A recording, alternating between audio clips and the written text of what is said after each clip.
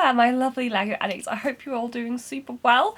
It is another beautiful day in Spring City. Actually, it's called Brixworth. In Spring Brixworth. Doesn't have the same ring to it. Oh well. So I wanted to chat about my favourite ever LEGO sets. And actually I've been wanting to chat about that for a long time. But it turns out it's really difficult. I feel like having to make decisions between favourite children sounds weird when I say it out loud, it's not easy. So I've attempted a list. If you ask me about this list in 2 days' time, the order may change and maybe some sets will chop and change, but this is my top 10 as it stands today. And I think most of them are pretty, like, solid contenders. Like, they've been on there for a while. So, starting off with number 10 as of now. It is the Spring Lantern Festival. It's part of one of my favourite lines LEGO does, which is the Chinese New Year sets. They're such a strong line. The reason I chose the Spring Lantern Festival to make the list is because it was modular, basically. Like, that sort of, like, made it so special. Like, it lifted up from, like, a phenomenal set to, like, just, like, the best. The fact that it was a beautiful design, it had loads of minifigures, it has like this great detail, it has the koi tiles, it has the temple, like it has such a nice feeling. And then it was modular so you could integrate it into your city, like it was so nice. It's just a phenomenal set, I absolutely adore it. The Chinese Temple Fair was really, really close. I think if that had been modular it probably would have made the list instead, but it isn't modular so it had to just be slightly below. It's probably number 11. Honourable mention already. So next up we have Bag End. Now, obviously part of one of my absolute favourite franchises. This set obviously was on my wish list. Actually, initially it wasn't that high because when you look at pictures of it, I wasn't really sure if it looked nice enough. I thought that the interiors were pretty lacking. Because obviously it's from a different era of LEGO where there was different considerations. I think if they were to do it now on the 18+ line, it would be phenomenal. But this was obviously a playset, so there is some considerations made. However, when I built the set in real life, I realised that I still really adore it, and it's actually nicer in real life than it was in the pictures, so I had to make the list. I think it's also just kind of like to make sure that there's a Lord of the Rings set on this list. It's because they're from a different era, they're just not to the same level of detail as most of the other sets on this list, so they feel more like a children's play toy rather than sort of more intricate buildings like I enjoy. But yeah, I think if I were to do a list of my favourite minifigures, which let me know if you want me to make that, or you can leave it in the comments, there would definitely be more Lord of the Rings figures because they are really, really good. But yeah, Bag End had to make the list, and it's better in person because the pictures don't necessarily do it justice, which is always a really good thing to notice. Then next up, it's a pretty recent addition to my LEGO collection, and actually I don't have it currently built, but it's the City of Lanterns. Now, you guys know how hyped I was for it. It was basically my wish come true. It's been described as a budget Ninjago city, and I totally agree. It has that vibe to it, and though the building process is a bit boring in the first few bags, when you get to the individual like buildings, it's just so much fun. I loved when it's put together. It's just, it just has that playful, joyful colour, wacky, I don't know, it just has all those things for me, and that's really, really important to LEGO because first and foremost to me it's just like a source of joy, and I really feel that set embodies it. And I have since actually used it for a base of a mock, and I'm hoping in the future to hopefully have a little bit more space for my Ninjago area so I can do a second one, because I still really want to incorporate this LEGO store, maybe not quite like this, but at least in some sort of form, because oh my gosh, I think it's so adorable. Basically, I just adore this set, and honestly, I wouldn't put it past me to buy a second one. It's pretty reasonably priced, and yeah, I really love it so much. It's a well-deserved number 8, I think, to sit there. As I said, this order was really difficult to determine. Next up, there's actually a pretty achievable one. Not gonna lie, this list is pretty full of quite expensive sets, but this one is sort of achievable. And I don't technically know if it counts because it's really kind of a gift for purchase, but I'm just gonna make it count, okay? It is the vintage car. It is one of my favourite gift for purchases that's ever released. Yes, I know that the surfboards on the side of the car tend to fall off a little bit, but I love the colour, I love the style, I love it. It's just so beautiful. It's one of the only cars that I allow to be in my city. I'm very fussy what cars sit there. It's there with the hot rod, which is also a fantastic gift purchase, which I had to buy separately because it was a gift purchase before I was into Lego. I have the Ford Anglia, I have the Dyna car, and I've got the Volkswagen Beetle, and then a gift purchase taxi. So technically my city is mostly gift purchases cars. I think it's also the colour of it especially that makes me really love it, and because I have the Dyna car, they just work so well together. And actually the person that designed this is Versteinert, also the person who designed the old build for the corner garage, the pub, which I adore equally. So that makes me love that car even more because it's designed by somebody I really look up to. So yeah, I just had to put it on there. Right, then number 6. Again, a pretty achievable set in my opinion. The Burrow. It holds a little bit of a special place in my heart, but I don't think it influences where it sits on the list. This is my first big-ish Harry Potter Lego set that I bought when I got back into Lego. The set that got me back into Lego was the Room of Requirement, which is still in my display case because I can't not have it on display. But then when I realised I really enjoyed this, I went out and bought the Burrow because that was on shelves at the time. I know it's set to retire, so pick it up if you haven't already, but the Burrow is kind of everything that I want modern Lego to be. It even has the angle that I adore. The colours are great, they're vibrant, they're adorable. I like the stickers to create the stained glass window effect. I like the minifigure. Yes, it would have been great to have some skirt printing, not gonna lie, Mrs. Weasley, why doesn't she have it? But I just really, really love that set. I don't know, I think it's because it's a building. You know how I love buildings, right? So it's like a Harry Potter set and it's a building, but I just adore it so much. I think it's amazing. The scale of it doesn't bother me too much. I know it's playset. It would have been great if it was a bit bigger. The details that come with it is just so great. The breakfast table, ugh. Anyway, I just really, really love this set. I think it's adorable and it's basically everything that I wanted Harry Potter Lego to be when I was a kid, and that is what it's now, and it makes me really happy. So it had to be on this list, and I had to have some Harry Potter on here, but don't worry, it's not the last Harry Potter mention. Then we're already nearly halfway through the list, so let's move on to our number 5. It's the Parisian Restaurant! Woo! So I just want to kind of say now, like, I found it really, really hard to choose what modular I wanted.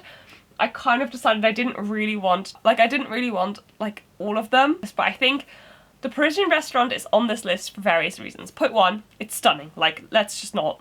It's beautiful. I love it. The colours are great. The details are great.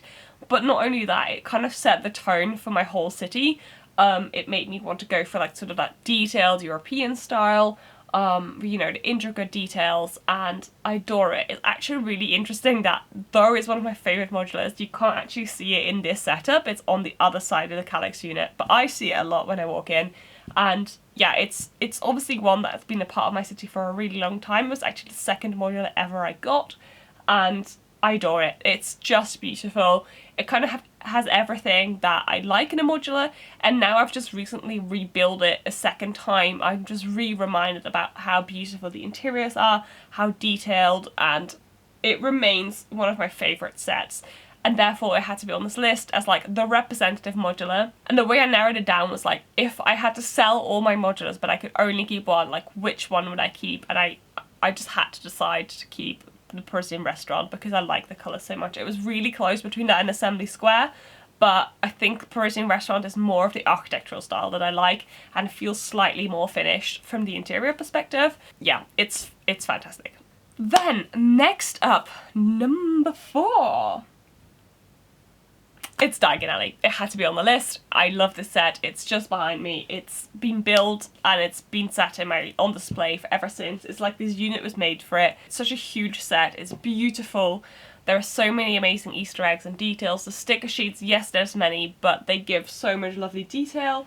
I can't wait to eventually light it up. I really want to put some lights in my Diagon Alley, and it's sort of on the list, and I keep bumping it like further down the line, but it's just, I just love it so much. It's such a beautiful set. I do think that I enjoy it more now I've added some streets in front to kind of give it more of a vibrant, busy vibe, but yeah, I really, really like it. I think, again, similar to the criticism that I had when it came out, it would have been great to have some leg printing on the exclusive minifigures, and also I would have really appreciated some of the minifigures that came with it to have stayed exclusive, because that would have made them feel slightly more special. I wanted it because it looks beautiful, And my favourite building is probably still Fluorescent Blots. I wasn't sure if it would stay that way, but I think the colour and the angles of that one is just so beautiful. I still would love to mock it and like make changes to it, but at the moment I'm waiting to find out what's going to happen with the D2C set at the end of this year. I love this set. It's just stunning. Yes, it was a lot of money, but especially when I bought it, I have a special video called like I bought Diagon Alley. It was such a big deal at the time. It was a crazy amount of money to spend, and I think the only way I could actually justify spending it is because I'd just been made redundant, and I used my redundancy fund for it because it was a rubbish time and I got it to cheer myself up, which arguably wasn't the most sensible way to spend my money, but it was also just the best thing to cheer me up. I got it on my birthday as well, so I love this set. I can probably talk about it for another 200 years. You get the gist. I love it. It's fantastic. So that's how much I love number 4. Let's go into the top 3, shall we? So at number 3, we have the medieval Blacksmith. You probably have heard me refer to that set as like one of my favourites quite often. It just is. It's fantastic. I couldn't quite believe how much I loved it whilst I was building it. It's just so intricate. It's essentially a medieval modular. It's basically everything you want. The only criticism I probably could have is that it's too big to fit in with anything else that is medieval, but at the same time I don't care because I wanted to be the size so they could fit in all of this detail that they did. But yes, I really, really love the medieval Blacksmith. I think it's just stunning, and the interiors are spot on. The blacksmith feature is amazing. The tree, it's just a phenomenal, phenomenal set. And yes, it changed from the original ideas, but that's why it's called ideas. It's not Lego finished product, it's Lego ideas. So it's always going to change throughout that process. And I think for the Blacksmith, though I would have really happily have bought either, I think the set that came out of it is more joyful and more colourful, and it's just fantastic. Even as a parts pack, if you're an AFOL, the colours in this set are fantastic for mocks. I could probably rave about this set for another 300 years. It's not even crazy, crazy money, and it's a beautiful standalone as well, so you don't even need to have it sit in a scene. Like, it looks fantastic on its own too. Okay, I'm gonna cut myself off there and move on to the next one, otherwise I'm gonna be here for another 300 years. So, number 2 is the final Harry Potter mention on this list. It's Hogwarts! So this is another really special set to me. I got this when I got my first job in marketing, and I got this castle way before I officially got back into Lego. And it was a really big investment for me at the time because, let's be honest, it's an expensive set and I adore it. I think it's stunning. It's micro scale. It just gets the vibe of Hogwarts. I just love it so much, guys. I don't think I can quite explain. It just deserves that praise. It's really phenomenal. And though it's a little bit tricky to display it, it's worth it. Like, it's fantastically beautiful. It looks fantastic on like a dresser in your living room or on top of a cabinet somewhere or in your office. It's a beautiful display piece, and it's definitely one of those sets I would recommend putting lights in, because as much as they're a real big pain to install, it does really enhance it. Like, anyway, I love Hogwarts. It's really special to me. And even though it was one that I got before I was officially back into the hobby, it stays really stunning and special to me. It's a great set. It really, really is. And again, one that is set to retire. So if you have any interest in it, I would really urge you to pick it up, because genuinely it's a really special set. I know it's micro scale, but it works. It's beautiful. So that was number 2. Moving on to number 1, and I'm sure you're all wondering what that could be, and it may not be a surprise to some of you. It's actually 3 sets, and it is all of the Ninjago modulars. I know, I'm a Harry Potter collection first, I have a city, but I just love the Ninjago modulars. They kind of capture all of the essence that I want Lego to be. I want it to be colourful, joyful, wacky, creative. I like the old, I like the new, I like all of the different elements that come together. I like the height that they have, it's really impressive. It's a building, which obviously I love buildings. This list is pretty much only buildings. I'm looking up there because that's where they are. I do think that the fact that they were the best building experience, especially in Ninjago City Gardens, is because I had no expectations to start with. Like, I knew I loved it, but I wasn't really sure what to expect. So I do think sometimes when you have no expectations, the experience can be even better if it's good. But I adore them. They're fantastic, and I really, really hope we're going to see some more. If anybody knows of any amazing old builds you can do with them, let me know. I'm happily using any excuse to buy any more. It's just phenomenal. I love them so, so much. If I were to compare the three, I think probably Ninjago City Gardens is my favourite, because that's the one that I got, like, and lived up to, and I was part of the LEGO hobby when it got announced. I was part of the hype, and I got it on release day, and it was one of those most exciting things. Like, I have videos of me reviewing it, like getting in a post, all of that. So I was part of that process, and it was awesome. I love them. They're beautiful. It makes me happy. I'm so glad I get to have them in my collection, and they kind of make me want a much bigger Ninjago area, and I really hope that LEGO is going to do another modular at some point, because that would make me the happiest person in the land, though my wallet may cry. Alrighty, that is my top 10 favourite LEGO sets ever. I hope you find it interesting. Let me know what your top 10 is, because I'm very curious to see what other people would rate. If you want any other list videos, let me know. I could do my favourite minifigures maybe, but that would have to be a longer list. I hope you have a fantastic rest of your day, you lovely people, and I will see you in the next one. Goodbye! Howdo! Bye bye!